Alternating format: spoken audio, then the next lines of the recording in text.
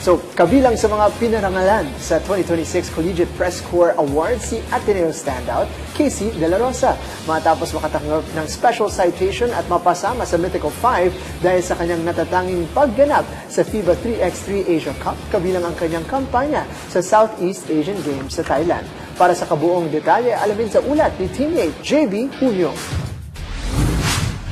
Isa sa mga nabigyan ng espesyal na pagkilala sa ginanap na 2026 Collegiate Press Corps Awards, si Casey De La Rosa. Kinilala si De La Rosa sa pamamagitan ng special citation at pagkakasama sa Mythical 5 matapos tumulong sa pag-angat ng Pilipinas sa FIBA 3x3 Asia Cup at sa kanilang kampanya sa Southeast Asian Games sa Thailand. Ayon kay De La Rosa, ang kanyang pinakamalaking inspirasyon ay ang mga kabataang nangangarap ding makapaglaro ng basketball para sa bansa.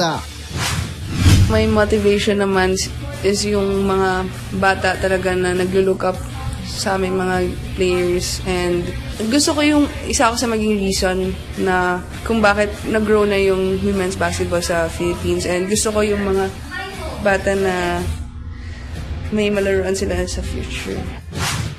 Ibinahagi rin niya na sa kabila ng mga alok na maglaro sa ibang bansa, nananatili muna ang kanyang focus sa huling taon niya sa Ateneo bago pag-isipang tumungo sa professional o international stage. Samantala, malaki rin ang pasasalamat ni De La Rosa sa mga pagkilalang kanyang natanggap sa loob ng pamantasan at naniniwala siyang nakatutulong ang mga ito upang mas mapansin pa ang women's sports sa bansa.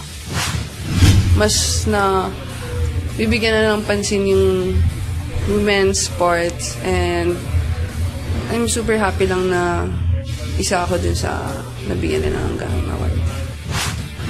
Sa patuloy na pag-angat ni Casey sa collegiate basketball, umaasa siyang magiging daan ang kanyang mga tagumpay upang mas maraming kabataang Pilipino, lalo na ang mga kababaihan, ang mahikayat na tahakin ang larangan ng basketball. JB Junio para sa Atletang Pilipino, para sa Bayan.